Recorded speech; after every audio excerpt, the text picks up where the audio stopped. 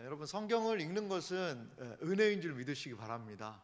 하나님 말씀 가까이 할 수 있다는 것이요, 얼마나 큰 은혜인지 모르겠어요. 우리는 100일 동안 성경을 지금 읽고 있는 중입니다. 벌써 30일이라는 시간이 지나가서 지금 열왕기 상의 내용을 오늘도 좀 읽으셨을 텐데요. 읽으신 많은 분들이 계시고, 물론 개별적으로 성경 읽으시는 분들도 계시고요.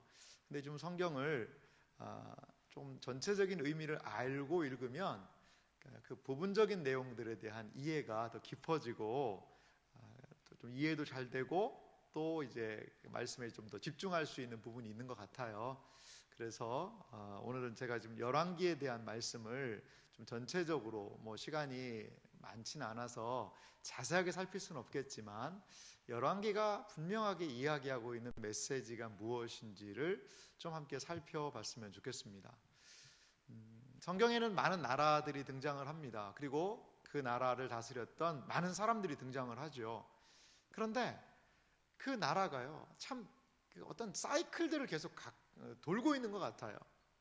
하나님의 말씀에 어떻게 반응하냐에 따라서 그 나라의 국운이, 그 나라의 장래가, 그 왕의 앞날이 그렇게 결정되는 모습들을 우리는 성경을 통하여서 확인할 수가 있습니다. 오늘 읽었던 열왕기상 8장에 있는 내용은 이제 솔로몬이 성전에 대해서, 성전을 낙성식을 하면서 그 성전을 통하여서 하나님께서 하실 일들을 바라보면서 이스라엘 백성들에게 하는 이야기 중에 하나예요. 특별히 오늘 보면 61절에 보니까 이렇게 얘기하죠. 그런즉 너희의 마음을 우리 하나님 여호와께 온전히 뭐라는 거죠? 바쳐서 완전하게 하여 오늘과 같이 그의 법도를 행하며 그의 계명을 지킬지어다.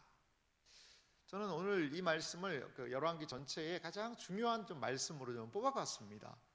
바로 이것이 흥망성쇠의 가장 중요한 핵심부라는 거죠. 오늘과 같이 그의 법도를 행하며 그의 계명을 지키는 것, 이것이 살아가는 가장 유일한 길이라는 거죠. 이거 잘하면 어떻게 될까요? 이것을 잘 감당하게 되면 나타나게 되는 게요, 바로 60절입니다. 오늘은 좀 성경을 좀 수고스럽지만 펼치면서 좀 보려고 하는데요. 성경을 좀 펼쳐보면서 보겠습니다. 60절 보니까요, 60절 말씀을 좀 같이 한번 읽어볼까요? 열왕기상 8장 60절 말씀 같이 한번 천천히 읽어보겠습니다. 이에 세상 만민에게 여호와께서만 하나님이시고 그 외에는 없는 줄을 알게 하시기를 원하노라. 이 세상 만민들에게 여호와께서만 하나님이시고 그 외에는 없는 줄을 알게 하기 위한 방편, 이 세상에서 하나님만이 참 신이시라는 것을 알게 할 수 있는 그 방편이 뭐냐? 우리가 하나님 계명 순종하는 거라는 거죠. 하나님의 말씀을 순종하고 지키는 그 백성들의 모습을 보면서 세상이 하나님에 대해서 알게 하겠다는 거예요. 이것이 열왕기가 보여주고 있는 이스라엘이라는 그 나라가 부름받은 목적이자 의미라는 것입니다. 열왕기는요, 크게 이제 큰 의미를 좀 보면은요, 제가 슬라이드를 하나 준비했는데요. 시트 1번을 한번 보여주시겠어요? 왕국의 소리굽새 1번 시트를 한번 보여주시기 바랍니다. 이 열왕기는요, 이런 좀 배경하에서 진행이 좀 되고 있습니다. 사무엘 상하가 사울에 대한 이야기가 사무엘 상의 이야기의 핵심이거든요. 그리고 사무엘 하는요, 다윗에 대한 이야기입니다. 다윗에 대한 이야기고, 그 다음에 열왕기상 1장에서부터 11장이 솔로몬에 관한 이야기입니다. 그래서 첫 번째 세 왕이 40년 약 한 120년이라는 기간을 통치를 하죠. 그 다음에 이제 왕국이 분열이 됩니다. 솔로몬 사후에 르호보암이라는 솔로몬의 아들과 여로보암이라는 북왕국 이스라엘을 대표하는 사람이 와서 그때 이제 분열이 되지 않습니까? 이제 분열왕국이 돼요. 그래서 남왕국 유다와 북의 열지파 왕국 이스라엘로 이제 분열이 되는 그런 역사. 그래서 결국에는 아수르의 포로가 되죠. 아수르의 722년 주전 그때 망하게 되고 먼저 망합니다. 그리고 이 남왕국 유다는요 150년을 더 버팁니다. 약 150년이에요. 그러다가도 결국에는 이제 바벨론의 포로가 되는 그런 이야기입니다. 이걸 조금 더 자세하게 살펴보면요, 다음 시트 한번 보여주실래요? 이렇게도 좀 설명을 해볼 수가 있을 것 같아요. 밑에 보면 성경을 좀 표시해놨는데요. 사무엘상하, 역대상하는요, 역대상하는 이제 바벨론 포로를 갔다 와서 이 역사를 다시 한번 기술한 이야기거든요. 역대상은 다윗의 이야기로 거의 마무리가 되고요. 역대하는 이 왕들에 대한 이야기를 쭉 열거하고 있어요. 근데 역대하는요, 북왕국 이스라엘은 얘기를 안 합니다. 남왕국 유다만 얘기를 해요. 그런 좀 특성이 있어요. 그리고 이제 열왕기상, 열왕기하의 내용들이 이렇게 역사적인 내용으로 자리 잡고 있는 것을 우리는 볼 수가 있습니다. 그러면 뭐 객관적인 측면에서 시트 한번 4번을 좀 보여주실래요? 열왕기상 객관 한번 보여주세요. 이 열왕기상을 보면요, 조금 더 구체적으로 보면 한번 좀 전체적인 걸 한번 좀 보세요. 1장에서 10장은 이제 솔로몬의 그 번영과 가장 핵심은 이제 번영의 핵심은 성전의 건축이에요. 그리고 이제 솔로몬의 죄가 열왕기상 11장에 있습니다. 근데 이게 다윗하고 솔로몬이요 11이라는 숫자가 좀 약한 것 같아요. 밧세바 사건이 여러분 사무엘하 몇 장일까요? 그렇죠. 눈치 있는 분은 제법 아시네요. 11장입니다. 그러니까 아버지도 이건 근데 성경이 원래 기록될 때는 그게 11장이라는 게 없었어요. 원래 사무엘 상하도 한 권이고요. 열왕기 상하도 한 권입니다. 이걸 나중에 이제 헬라어로 번역을 하면서 70인경이라고 그러는데 그때 둘로 분리를 시켰습니다. 그리고 이제 라틴어로 번역을 하면서 이거를 좀 분리를 시킨 그 전통을 받아들여서 우리는 두 권으로 된 것을 읽고 있는데 원래 히브리 성경은요 하나로 묶여 있었다는 거죠. 하나로. 그런데 공교롭게도 사무엘하 11장의 밧세바 사건을 통해서 다윗 아버지가 타락을 합니다. 그런데요 솔로몬도요 11장에 그 이방 여인들을 통한 솔로몬의 타락 기사가 공교롭게도 11장에 있습니다. 왜 이걸 11장에 몰아놨을까요? 우리로 잘 기억하라 그러는 것 같아요. 이건 하나님의 뭐 특별 섭니다 이런 건 아니지만 그래도 머릿속에 11장에 다윗하고 솔로몬이 둘 다 넘어졌다더라 그렇게 이해를 하면 좋을 것 같습니다. 그 다음 열왕기상의 뒷부분은요 12장부터 22장은 이제 분열된 왕국이 어떻게 진행이 되고 있는가 그런 것들을 볼 수가 있어요. 사무엘 하도 한번 열왕기 하도 보실래요? 다음 시트를 보여주시면요 5번 보여주세요. 이제 열왕기 하 같은 경우에는요 분열 왕국의 역사가 1장에서부터 17장까지 있습니다. 왜 1장에서부터 17장을 나눴느냐? 17장에 북왕국 이스라엘이 망합니다. 그러니까 남왕국과 북왕국이 계속 각축전을 벌이면서 오다가 17장에 북왕국 이스라엘이 아시리아라는 역사적인 나라죠. 그 나라에 의해서 망하는 장면이 등장을 합니다. 그리고 18장에서부터 25장은 이제 남쪽에 있는 유다가 약 150년간을 더 버티면서 어떠한 일이 있었는가 그것에 대해서 이야기를 합니다. 자, 열왕기상하 같이 한번 전체적인 의미를 좀 보면은요 1장에서부터 11장까지는 이제 솔로몬에 의한 통일 왕국이죠. 통일 왕국이 좀 처음에 시작이 됐었고 12장에서부터 열왕기하 17장은 이제 분열 왕국의 모습이 길게 표현이 되어 있습니다. 그리고 열왕기하 18장에서부터 25장은 남은 유다의 남은 하나의 왕국이 잔존 왕국이라고 할 수 있겠죠. 약 135년, 150여 년으로 보긴 하는데요. 그렇게 해서 전체적으로 이렇게 큰 내용이 열왕기 상하에 있다. 그래서 솔로몬에 의한 무슨 왕국? 연합, 통일 왕국이라고 할 수 있고, 그 다음에 분열 왕국의 모습이 가장 길게 나와 있고, 그 다음에 남왕국 유다의 잔존 왕국, 유다 왕국에 대한 이야기가 있다는 것을 좀 머릿속에 좀 탁 넣어놓으시면 좋을 것 같습니다. 그래서 저는 지금 개관한 이 내용을 중심으로 여러분 좀 시트를 하나 준비를 했거든요. 그 내용도 보시면서 전체적인 것들을 한번 전체적으로 살펴보도록 하겠습니다.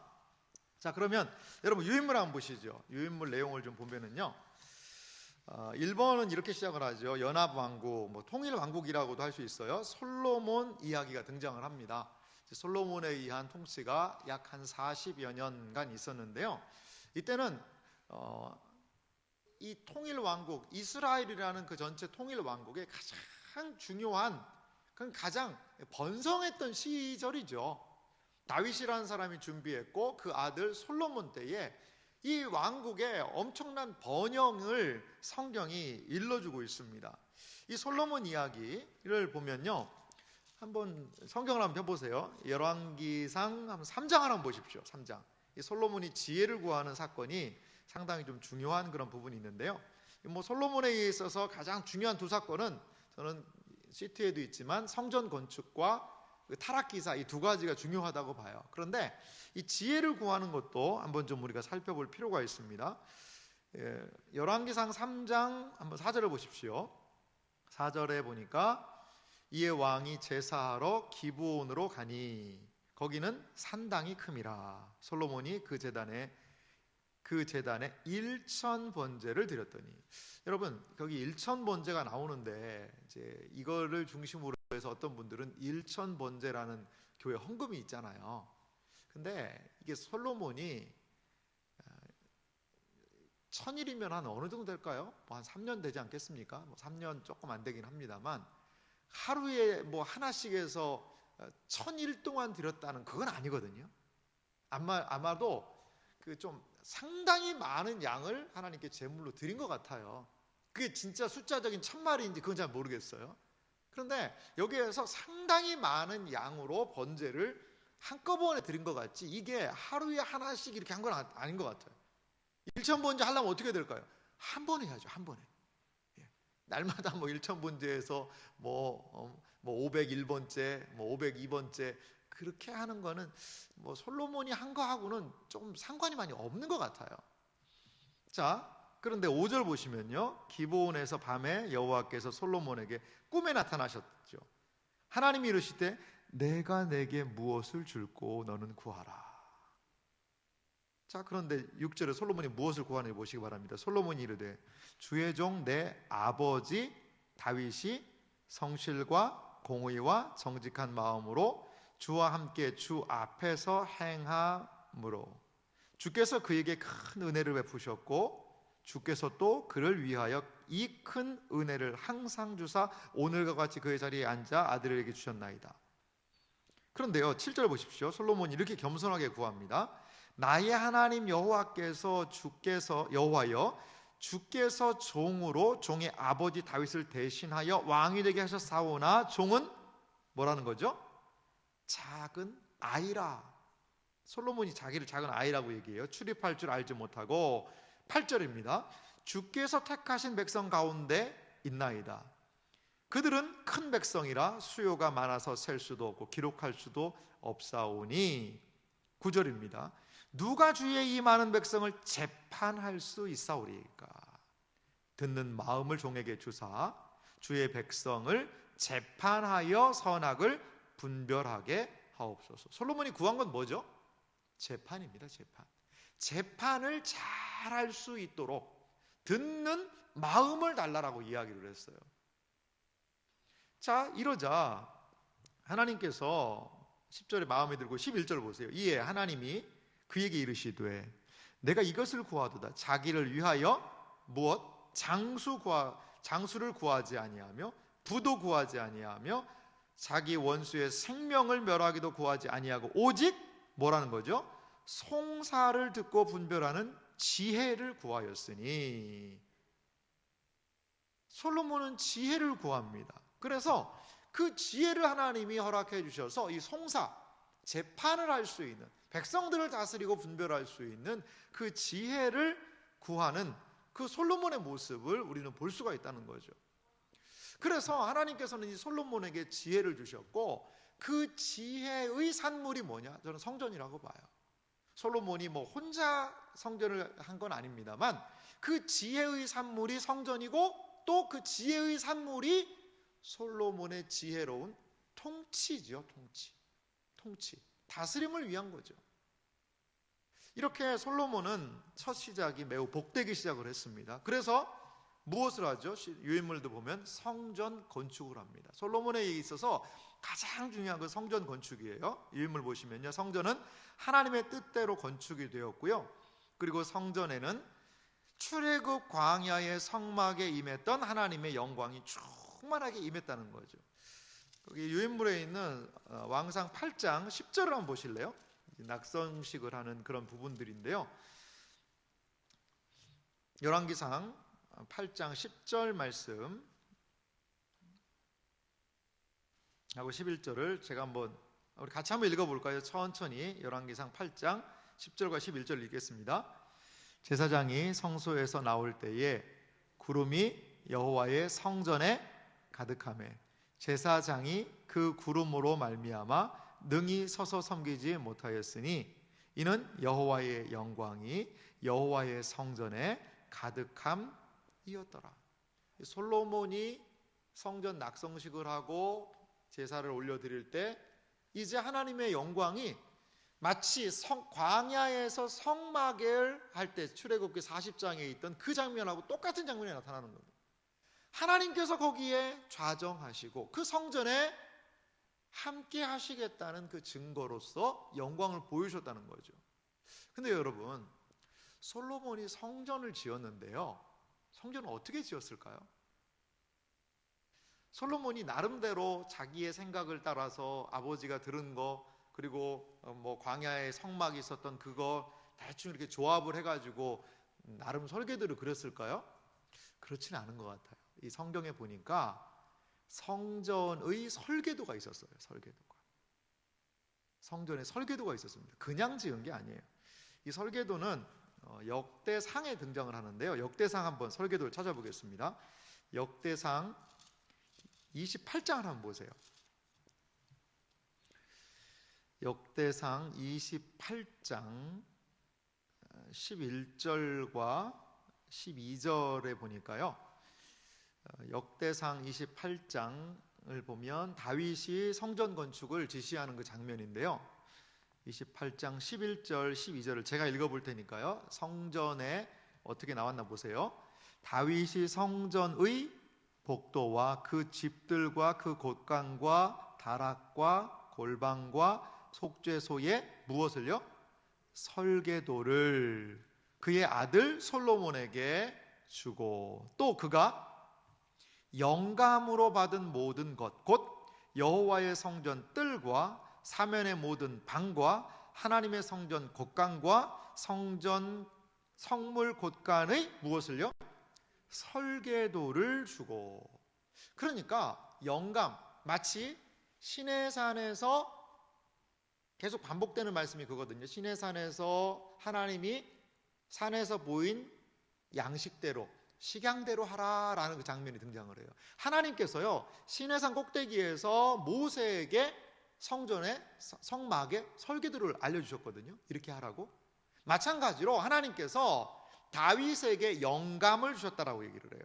그래서 하나님께서 다윗에게 어떻게 이 성전을 건축할지를 설계도까지 준 거예요. 설계도까지. 이 솔로몬이 지혜로 한 게 아니라 다윗을 통하여 설계도가 제작이 되었고, 그 설계도대로 지금 솔로몬은 이 성전을 건축하는 그 장면도 우리가 생각해 볼 수 있습니다.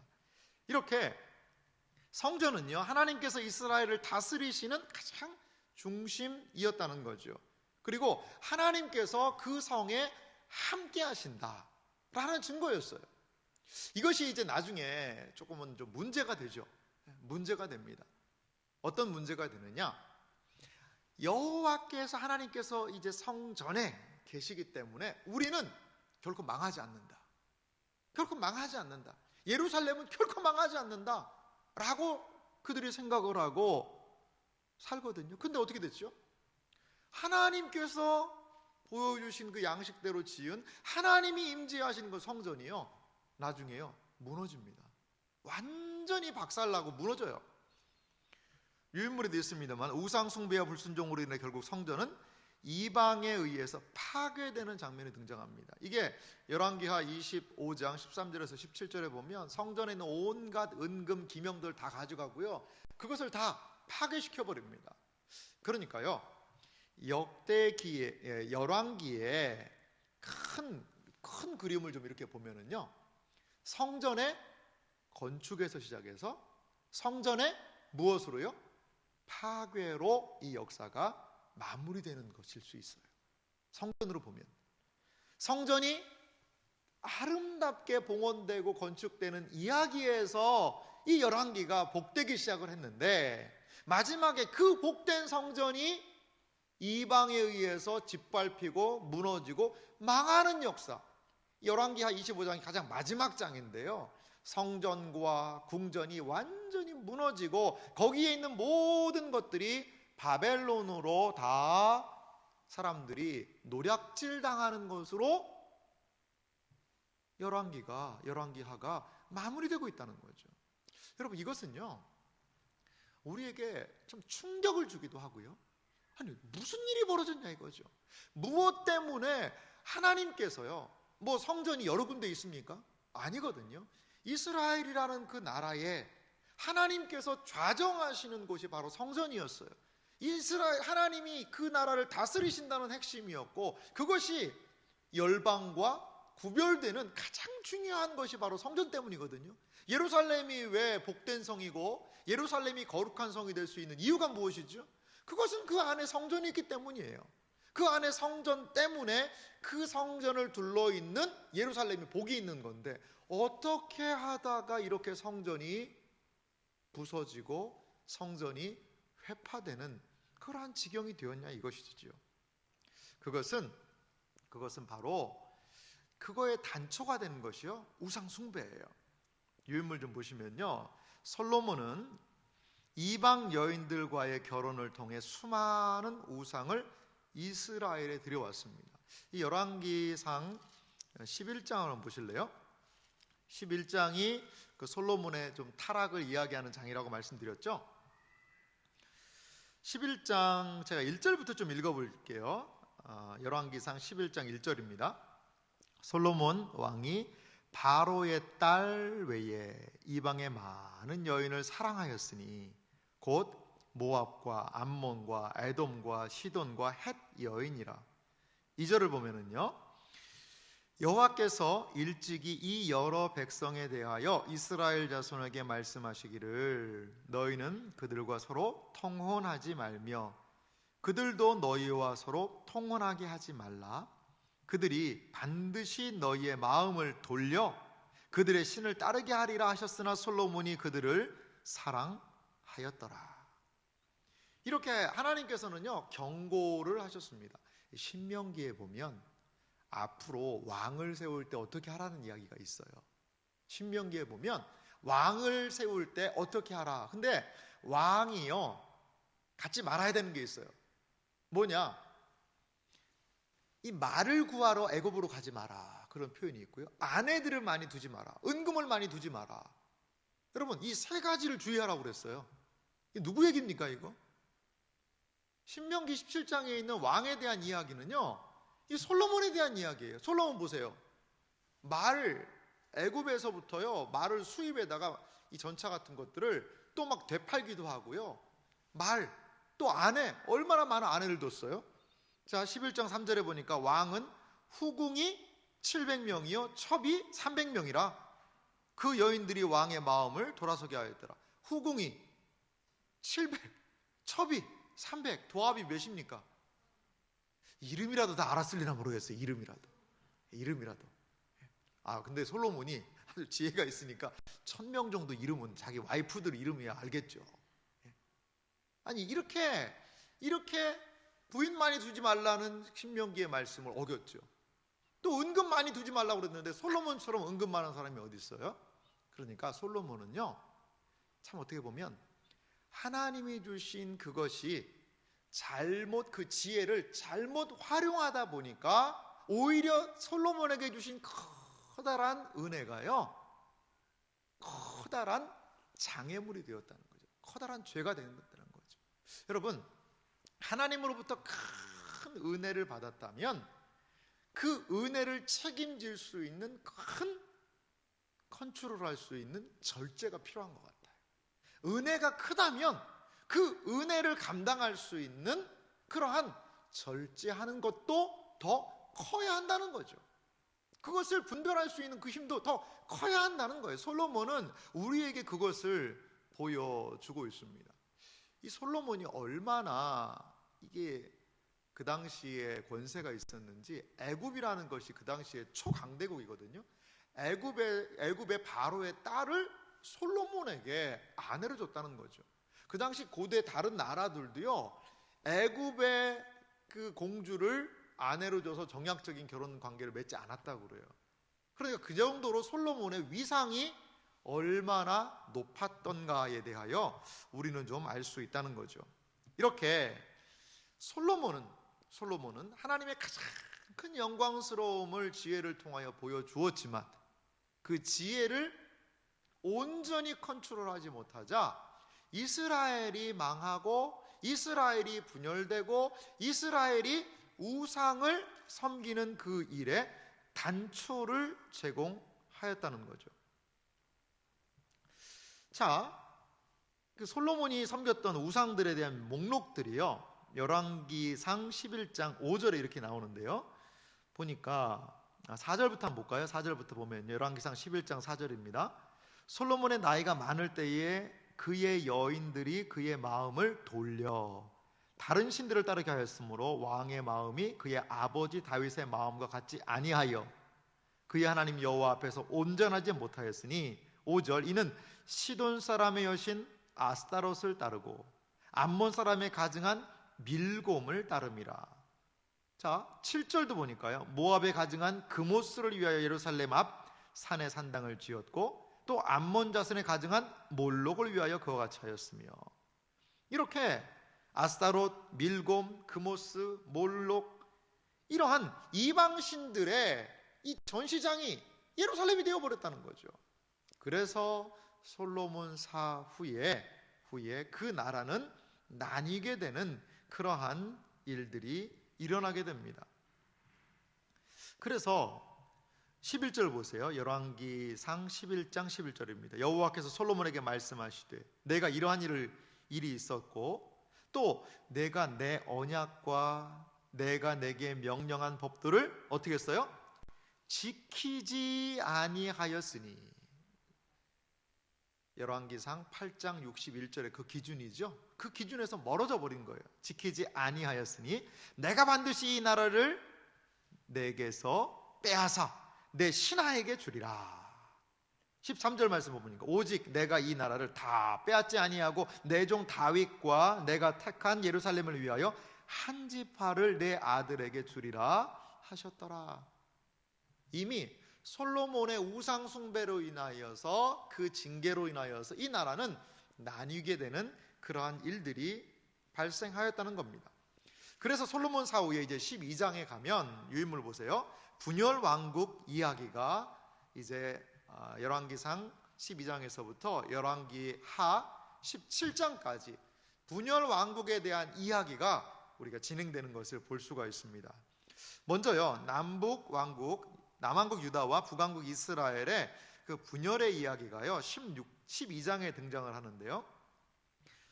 그 내용들을 뭐 다 살필 수는 없겠지만 16절 보세요. 12장 16절 보시면요, 온 이스라엘이, 이건 북왕국을 이야기합니다. 온 이스라엘이 자기들의 말을 왕이 듣지 아니함을 보고, 이 왕은 솔로몬의 아들 르호보암을 얘기해요. 왕에게 대답하여 이르되 우리가 다윗과 무슨 관계가 있느냐? 이새의 아들에게서 받을 유산이 없도다.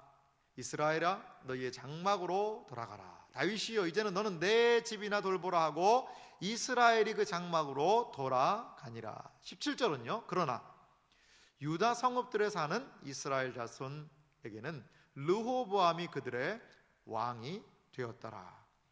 여기에서부터 이제 분열된 모습을 볼 수 있습니다. 우리 시트 PPT 7번 한번 보여주실래요?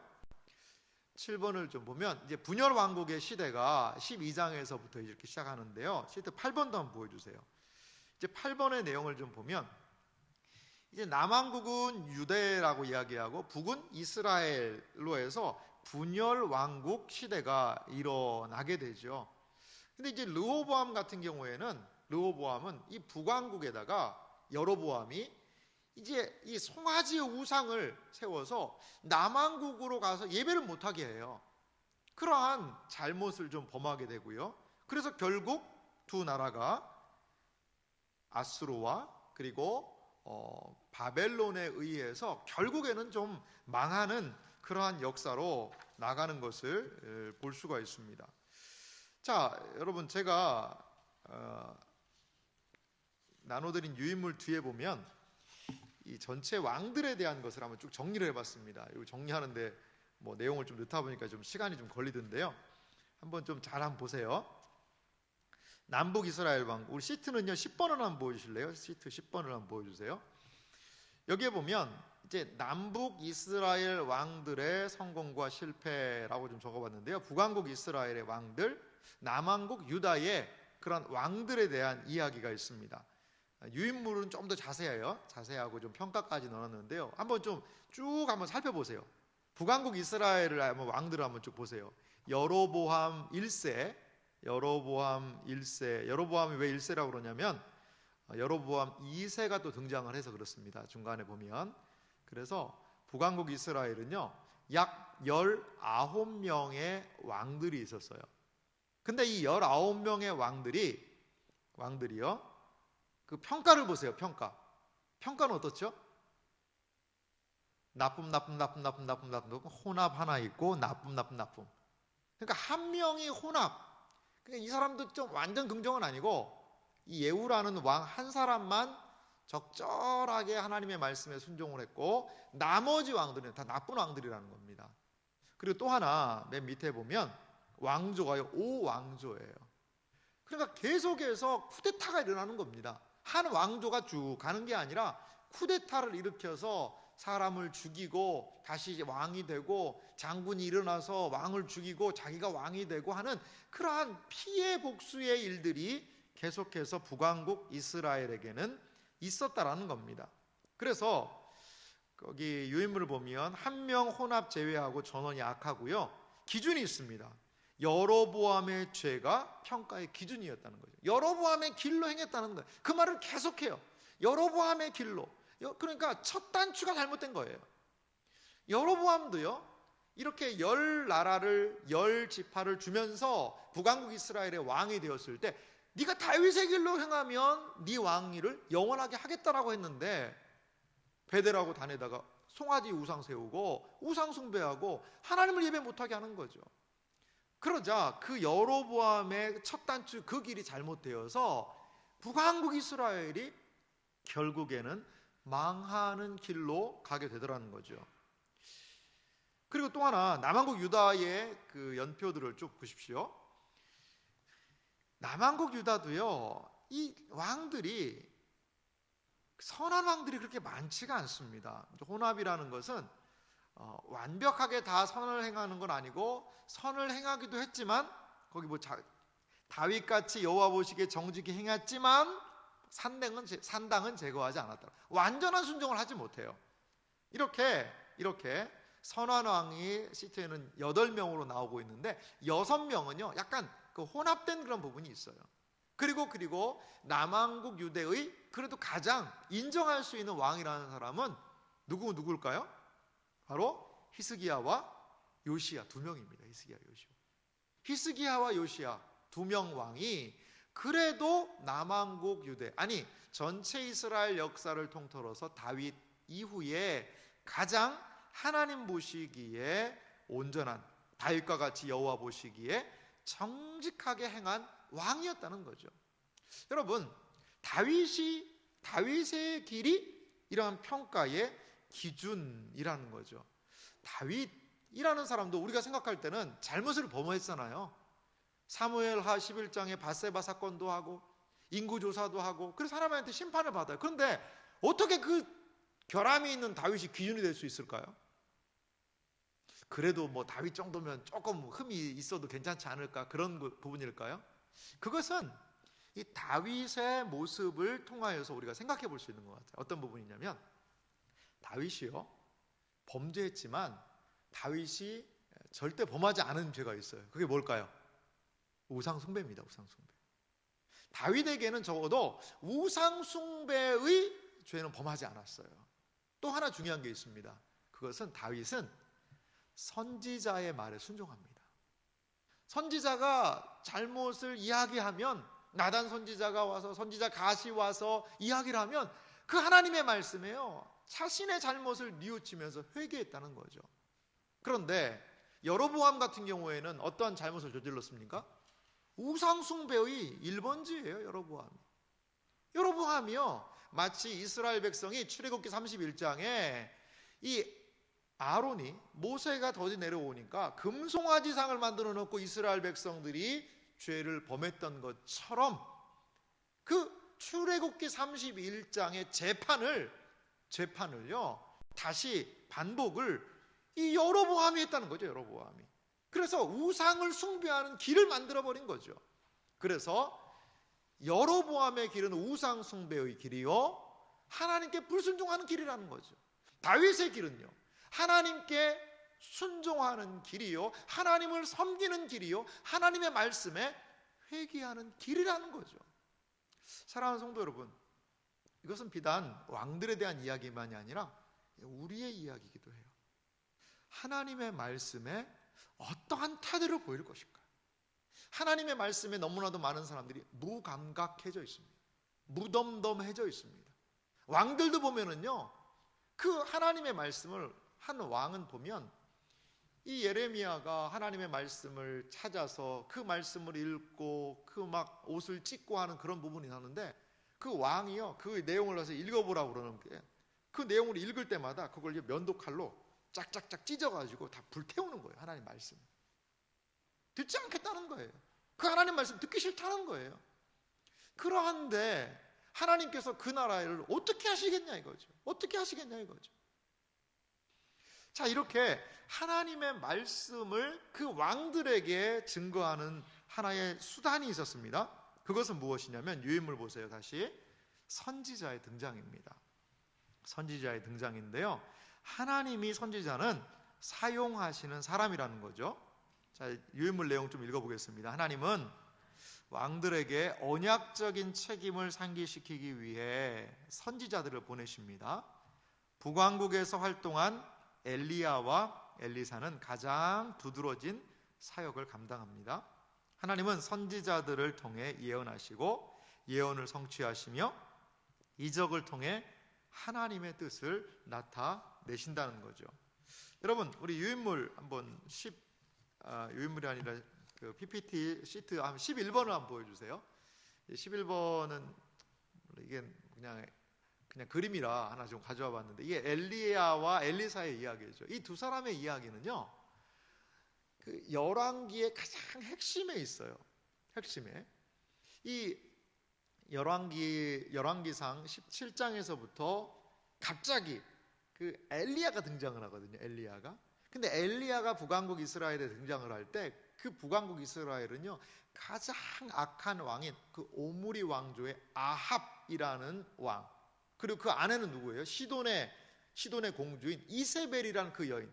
그러니까 북왕국 이스라엘이 가장 우상 숭배를 세게 한 그때에 하나님께서는 가장 강력한 엘리야를 보내십니다. 그래서 바알과 아세라와 18장에 막 대결을 하지 않습니까? 그 사람들과 대결을 해서 바알, 아세라를 섬기는 선지자들 막 450명을 죽이기도 하는 그런 하나님의 강력한 역사를 보여줍니다. 누구를 통해서요? 이 선지자를 통해서 말이죠. 그리고 이 엘리야의 뒤를 이어서 엘리사가 이제 그 선지자 역할을 감당하는데 어떤 기도하죠? 열왕기하 2장에 보면 갑절의 영감을 달라고 그래요. 갑절에.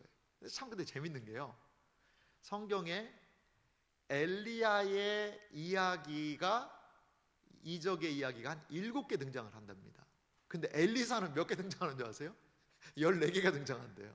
14개가. 참 이런 것도 한번 좀 재밌는 것 같아요. 그런 내용들이. 그래서요, 이 열왕기 전체적인 내용을 보면 이 역사적으로 딱딱딱 나눠가지고 이것을 기록을 하질 않아요. 많이 통치한 왕을 많이 기록하고 그렇지 않습니다. 사실 북왕국 이스라엘에 여로보암 2세라는 왕이 있는데요, 41년간 다스렸어요. 41년간 다스렸고, 그때예요, 거의 솔로몬 시대처럼 그 북왕국 이스라엘이 가장 번성할 시기입니다. 번성하는 시기예요. 그런데 이 열왕기에서는요, 몇 절 안 돼요. 몇 절. 그렇게 강력한, 세상적으로 보면 성공한 왕인데도 몇 절 기록하지를 않아요.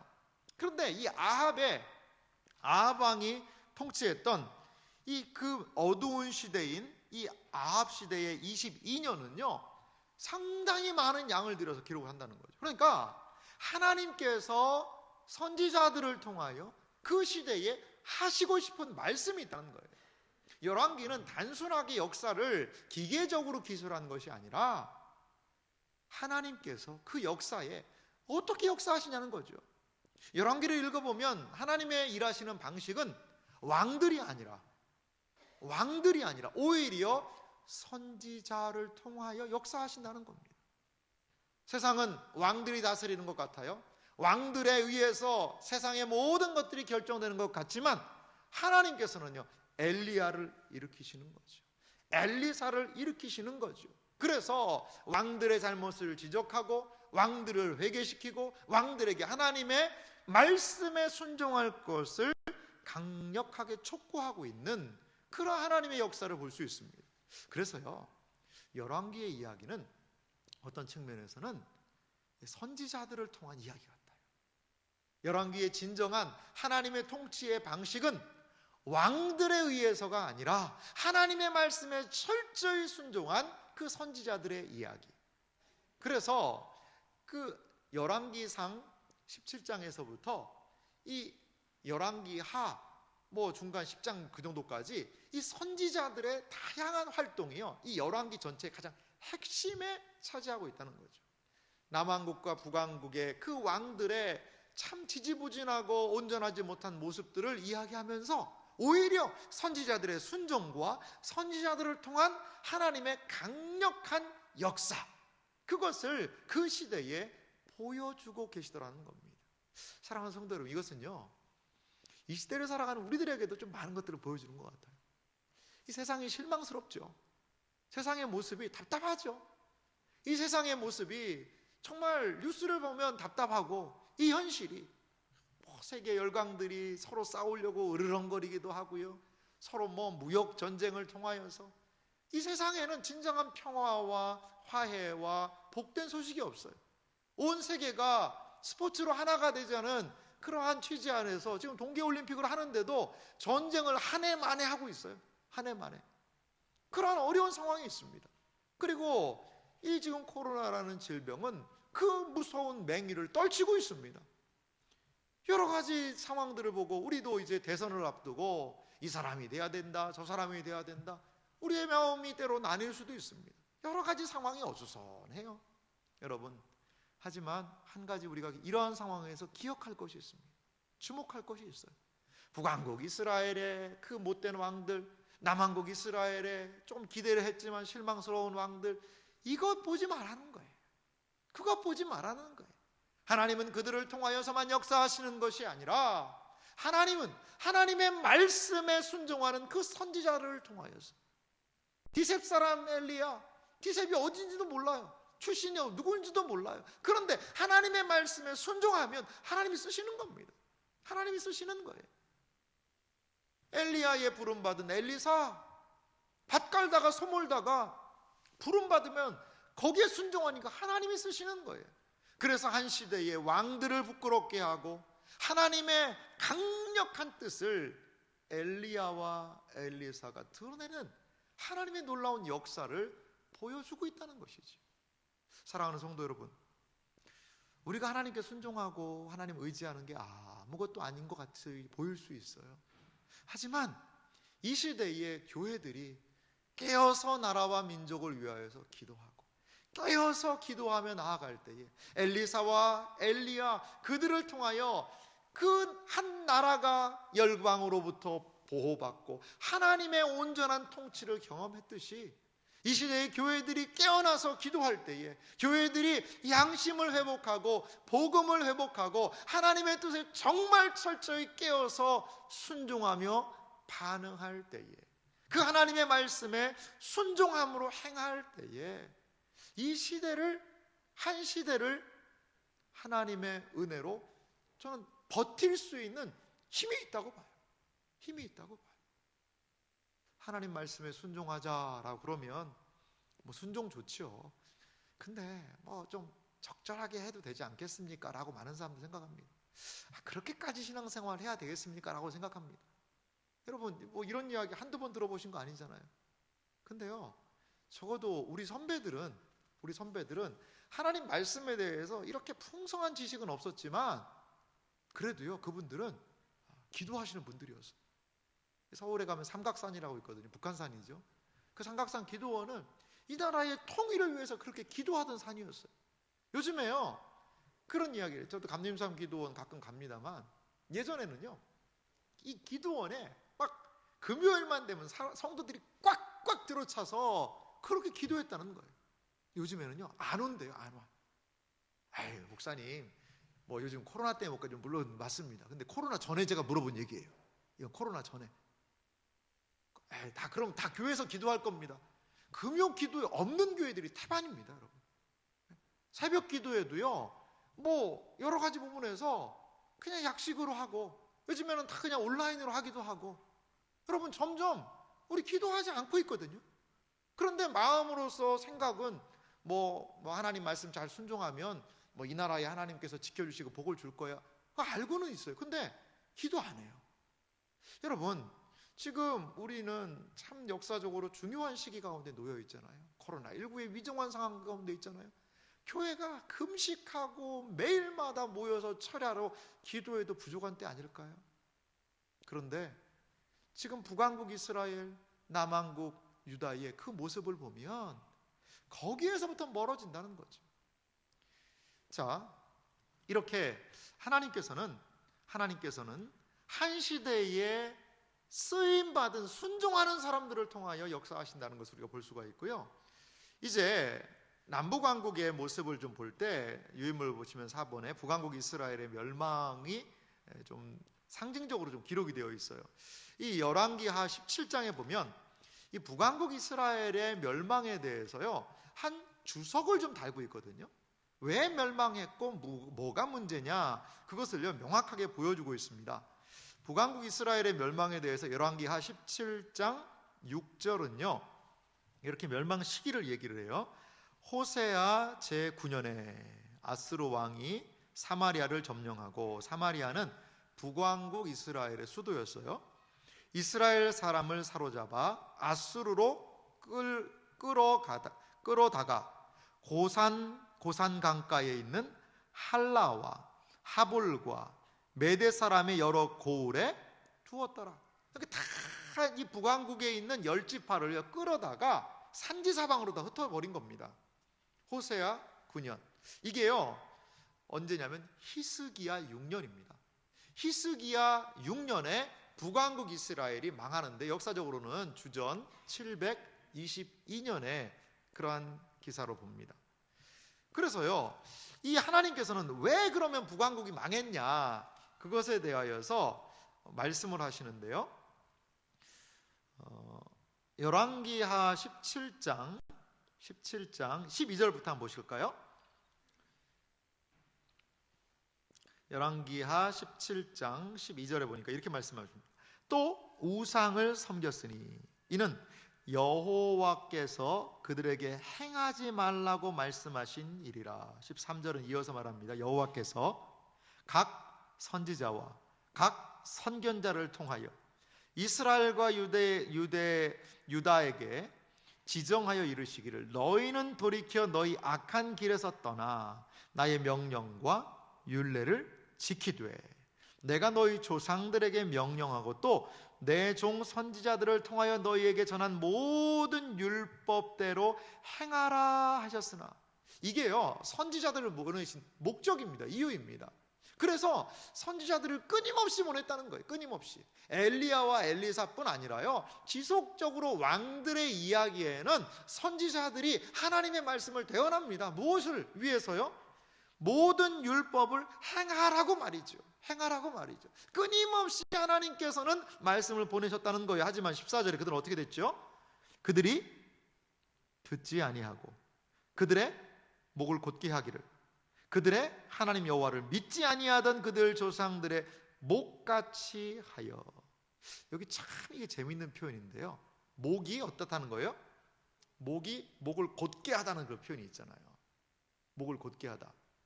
근데 이 목을 곧게 하다는 그 표현이에요, 이 우상 숭배의 이게 용어라고 그래요. 여러분, 목이 곧는 거랑 우상 숭배랑 무슨 차이가 있을까요? 이스라엘 백성이 무슨 우상을 만들었다고 그랬죠? 송아지 우상을 만들었잖아요. 송아지는 어떠한 동물이냐, 어떠한 가축이냐, 목이 곧은 가축이라는 거예요. 목이 곧아요. 그래서 송아지는, 저도 이제 어릴 때 예전에 보니까요, 이 송아지를 길들이는 그걸 하더라고요. 송아지는요, 목이 뻣뻣한 거예요. 그래서 일을 잘 못 시켜요. 그래서 막 코도 뚫고 막 여러 가지를 하는 그것을 해서 목이 곧은 그 목을 꺾어가지고 사람들이 길을 들일 수가 있는 거거든요.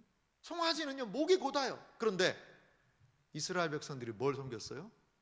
금, 송아지 우상을 섬겼잖아요.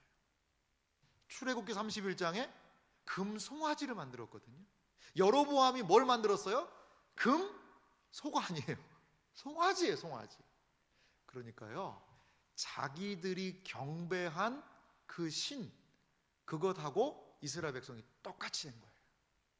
하나님을 섬기고 하나님을 의지하면 그 주님의 마음을 닮아서 주님을 경배하게 될 텐데, 목이 곧은 그 송아지, 그걸 섬기고 나니까 이스라엘 백성도, 이 사람들도 어떻게 된 거예요?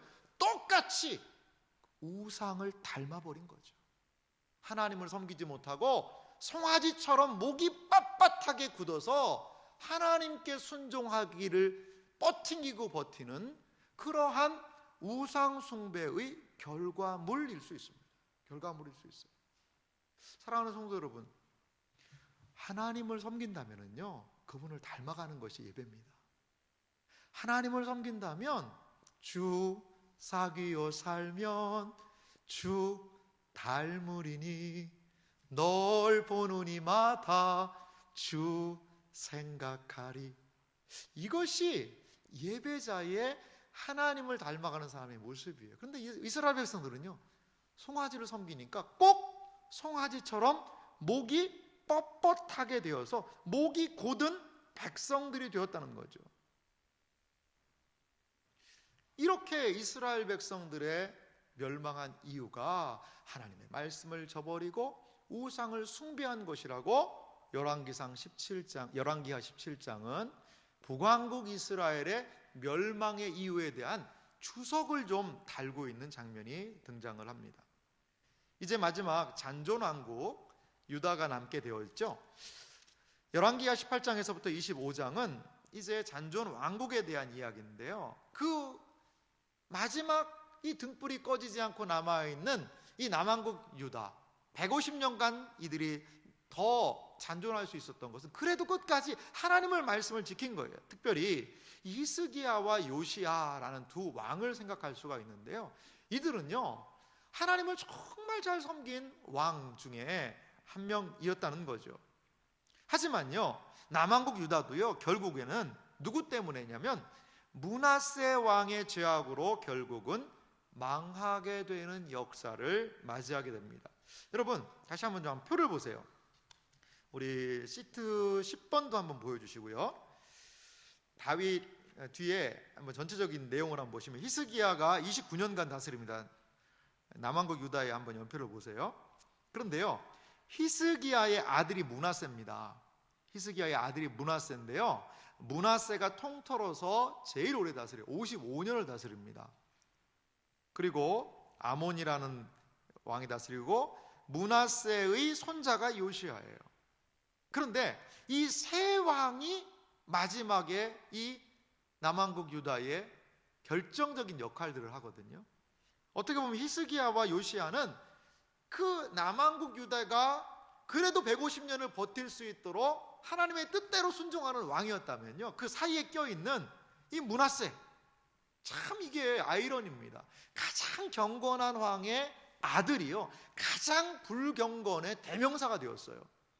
이 므낫세 왕에 대한 여호와 보시기에 악을 행했는데요, 이 므낫세에 대한 이야기가요 열왕기하 21장에 등장을 하는데요, 므낫세 이야기 한번 조금 읽어볼까요? 열왕기하 21장 10절부터 한번 므낫세가 어떤 행동을 했는지 좀 살펴보겠습니다. 제가 열왕기하 21장 10절을 읽어보겠습니다. 여호와께서 그의 종 모든 선지자들을 통하여 말씀하여 이르시되, 선지자를 통하여 말씀하셨어요.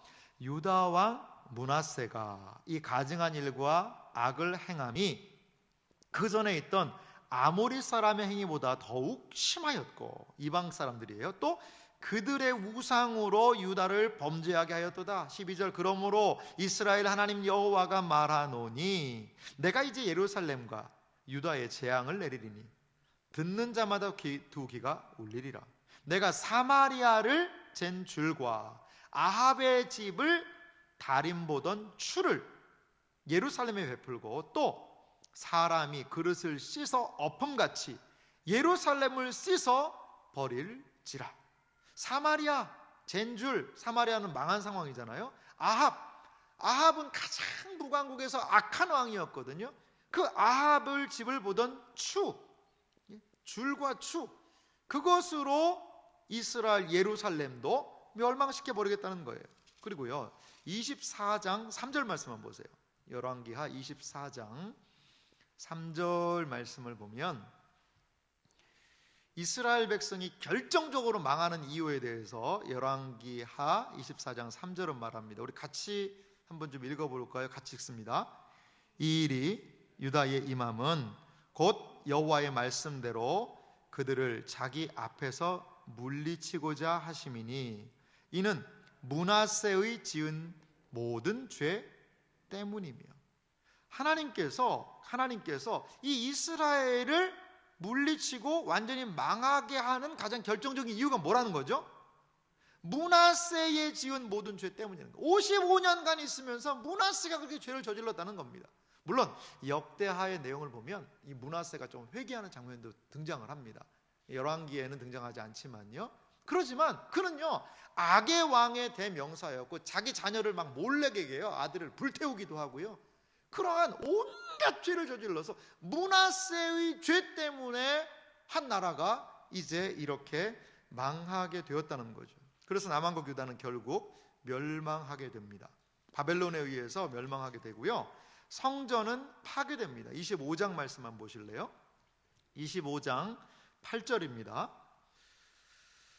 열왕기하 25장 8절에 보니까요, 바벨론 왕 느부갓네살의 19째 해 5월 7일에 바벨론 왕의 신복 시위대장 느부사라단이 예루살렘에 이르러, 9절은요 여호와의 성전과 왕궁을 불사르고 예루살렘의 모든 집을 귀인의 집까지 불살랐으며, 10절 보니까요 시위대장에게 속한 갈대아 온 군대가 예루살렘 주위의 성벽을 헐었으며, 이제 이렇게 이스라엘이 남왕국 유대까지도 그들의 죄로 인하여서, 하나님의 말씀에서 순종하지 못함으로 인하여서 망하게 되고 마는 그러한 일들을 보게 됩니다. 여러분, 사실 이러한 말씀을요, 이러한 이야기를 한 국가에 1대1로 적용하기는 쉽지는 않아요. 지금 우리나라도 하나님의 말씀을 이렇게 국가의 수반자들이 하나님 말씀을 받아들여서 이렇게 하면 이스라엘 나라처럼 다윗의 시대처럼 히스기야 시대처럼 위험도 이겨내고 할 텐데, 여러분 이제 이스라엘 그 나라와 국가를 동일하게 볼 수는 없는 것 같아요. 우리 시대에는 지금 이스라엘이 했던 그러한 나라의 역할은요, 이게 교회의 역할인 것 같거든요. 교회의 역할. 정부의 역할은 뭐냐? 신앙생활에 핍박하지 말고 신앙생활을 잘 할 수 있도록 돕는 게 이 세상 정부들이 할 역할이에요. 그런데 그것이 잘 안 이루어지는 나라들이 상당히 좀 많이 있지 않습니까? 여러분, 오늘 이 열왕기의 말씀을 통하여서 우리가 하나 알 수 있는 것은 무엇이냐? 하나님의 말씀에 대한 태도를 어떻게 해야 되냐 이거죠. 하나님의 말씀을 정말 생명같이 여기고 살 수 있을 것인가. 히스기야를 보세요. 그 히스기야는요, 이 아수르에서 온 편지를 하나님 앞에 펼쳐놓고요, 기도하지 않습니까? 그 하나님이 병기예요. 하나님이 그들을 구원하는 가장 중요한 방편이라고 이야기하면서 철저하게 하나님을 의지할 때에 아수르의 18만 5천 명의 군사들이 하루아침에 죽는 일들이 벌어지지 않습니까? 얼마나 그 공동체가 하나님의 말씀에 철저하게 순종할 수 있을 것인가. 이것은 역사를 지나가도 동일하게 우리 시대에도 주는 도전이라는 거죠. 그러면 이제 이스라엘, 남북 왕국 이스라엘이 완전히 다 망했는데 이것이 끝이냐?